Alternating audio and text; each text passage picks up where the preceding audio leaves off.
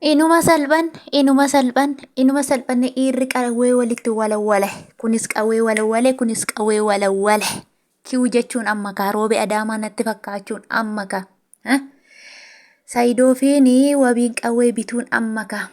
Jedhe namichi beekanne irra bara. Beekanne irra waan kun akka dhufu beekanne jirra. Namichatu gaangee yaabee irraa kufeetu ani beekadheera jedhee daafiin qayyaa mana guba jedhan. Yaa Oromoo numa salphanne inuma bannee numa salphanne siniin jedha.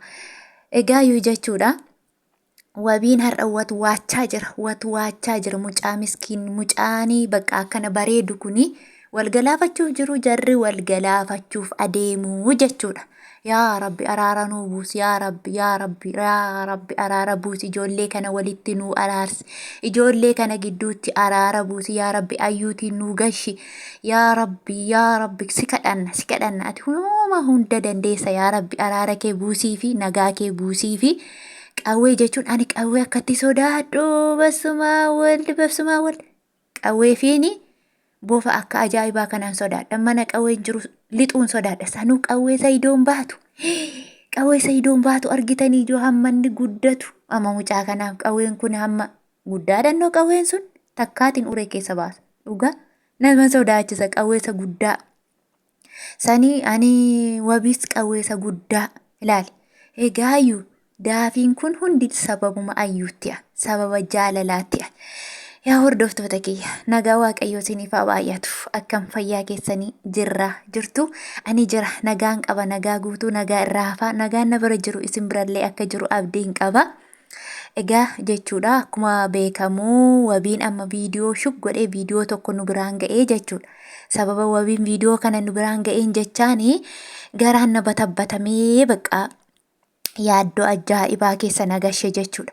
Kanaan dura namni tokko jaalallee baafatee jaalallee isaarratti wal ajjeesaa gaafa jedhani never kun sobadha. Akkamittiin dhiirri dubartii irratti wal ajjeesaa? Maaliifi miliyoona dubartiitu jira miliyoona dhiiratu jira tokko yoo deeme tokko dhufaa jedha. Akkuma fakkeenyaaf sangaa yoo du'e sangaa bakka du'aa saani yoo duute sa'atu bakka bu'aa jiru Oromoon jechuudha. Anillee akkasitti yaadaa ture. Kanaan dura jechuudha. Lakkaa dhiirri fokkattuu isaa taatu bareedduu isaa taatu waan fe'eyyuu haa taatu gaafa dhiirri jaalallee isaa irraa fudhatu lakkaa ishii je'ee hin taa'u jechuudha. Maaliif yoo jettani obsan qabu. Nuti warri shamarran jechuudha jaalallee keenya yoo dhiirri nurraa fudhate bat jennee akka lukkuu walitti bat jennee kalas. Isan booda takkuma huuruu dhaabnee dallannee hin dhaabna. Warri dhiiraa garuu noo bat hin jedhanii huuruu walirraan dhaabanii akkasitti si keessan baasa yoo jennu kunis si keessan baasaa jira. Kuni yoo qawwee bitee kunillee qawwee bitaa jechuudha. Ani badee dubartoota moo silaa otoo akka amma wabii fiini Saidoon itti wal doorsisaa kana jiranitti otoo shamarran ta'e lafarraa wal fixe uummanni hin jettanii amma furmaanni keenya maal yoo jettanii wabiinis hin du'iin Saidoonis hin ajjeesi. Maal goonaa buusii buufannee ayyuutii wuccaa garii geessinee diyaaspooraatti heerumsiisna. Sababiinsaa ayyuun birrii barbaaddi. Kanaan dura maal jettee himtee wabiitti jechuudha. Ani heeruma naman biraatti barbaadee mitii heerumeetanii maallaqa guuree ufeen sumattan heerumaa jettee wabiitti arraba isheetiin dubbattee jirti ageessaniittu yoo ta'e jechuudha.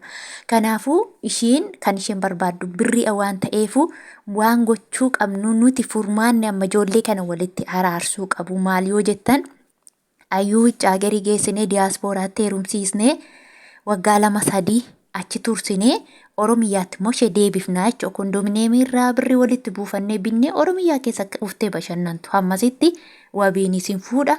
Hammasitti Saidoonis haadha manaa isaa Sumayyaatti deebi'aa jechuudha. Amma inni kun maal ta'a furmaata ta'a jedhee yaada. Furmaata guddaa ijoollee kana lamaan gidduutti furmaatatu ta'a araaratu ta'a jechuudha. Amma galata dhabe jechuudha wabii. Maaliif yoo jettanii dhugaan siniin baay'ee faana roora'ee dubbiin kun natti galagalti je akkuma inni beekame akkuma inni beekkate itti galagalti garuu dubbiin kun natti deebi'uun isheen haftu ayyuun baddee hafte jennaan Saidoon nan dhiisu Saidoon nama qabeenya qabudha nama humna qabu'a. Akkasumallee nama baay'ee beekudha. Kanaafuu nan dhiisu waan ta'eefi baduun ayyuu anaaf furmaata toon taane anaaf gadda guddaa ajee himatee jira jechuudha. Na doorsisaa jira kunoo haala kanaan doorsifamaan jira. Haala kanaan rakkoo guddoo keessan jira. Yaa sabaanaa argaa hin beektan isinii ani cinqii keessa jira erga gaafa ayyuun baddeetii. Saidoon takkaa taa'ee nan eegnee numaa na barbaada. Ani immoo mana jijjiirrachaa as jijjiiraa achi jijjiira ookachaan jiraachaa jira jireenya cinqii jedhe. Enna dhugaa dubbachuuf immoo ani mee ilaalame akkuma Yaasuu Birraafa barbaadaa ture jechuudha. Barbaade moo hin barbaanne faana cinqame akkuma Yaasuun Birraa gammoojjii keessa bu'ee kunoo luktisaa kun burkutaa'ee ayyuu jee barbaada. Garraammiidha bare innis garraammiidha. Otoo akkuma garraammii ta'e kanammoo jara kana walitti araarse immoo kana caalaa galata qaba jechuudha. Eenyu? Yaasuun jechuudha. Kanaafiyyuu amma furmaanni jiru jechuudha. Obboleewwan kana walitti araarsuudha. Ayyuun immoo deebitee galtee iddoo amma jenne kana geessuudha. Unurraa kan eegamu maal gochuu iddoo amma je'e sana geessuu qofa jechuudha. Kanaafiyyuu Saidoo obboleessa keen ajjeesiin. Dhugaan siin jedha obboleessa keen ajjeesiin. Wabiinis hin du'iin. Hin duutu wabii. Hin duutu hin jiraatta ganaa darbitee jiraatta ganaa gaa'ila kee ganaa alamii kee argita. Kanaafuu hin sodaatiin. Saidoonis hin ajjeesu hin sodaatiin. Ayyuun hin galti guyyaa lamaan kana gidduu hin galti. Ani kaleessa abjuu kootiin argeen jira. Ayyuutii galu araara bu'u furmaata ta'u argeetiin jira. Kanaafuu hin sodaatiin. Natu siin jedhela yoo ati waan tokko titiisne keessirraa ka'ee abee maal jettee naan jetta. Kanaaf sodaan takka akkasitti hin dhagahamne deebitee akka jiruu keetti jireenya keetti akka deebitu siin jechuun barbaada. Saidoo Habiibii atis tasgabbaa'e sobaniita baqa shamarran sobdeetuma nama doorsiste akkasuma waan ta'eef ati immoo obsiyee sifaana barbaade mucaan maal godhe sifaana jooree sifaana bu'ee sifaana bahe sii gadhiise siif dhiise baqa atis dhiisuufii qabda baqa inni jaalallee isaa waggaa meeqa faana jiraata erganni sii dhiise atis isa ajjeesuu dhiista qawweesi walawwaliina zayitii keessanis hin fixina jireenyi qaala'ee jira. Sanuu qawwee kanatoo gurguratee namni waggaa meeqatti jiraachuu danda'a. Kanaaf qawwee keessa deebisaa gurguraa manayyuun kaayina. Zayitii keessaniin immoo bunaaf ashaboo keessan bitadhaa fataatti jira kaaffeetti deemaa fataatti jira itti hidhadhaa malee bakka inni sibiilatti zayitii baxbax gootaniitiin nun sodaachisiinaa kaamaan maan nu sodaachisu kana booda shamarran dhiira irratti dhiira baasuu dhiisti.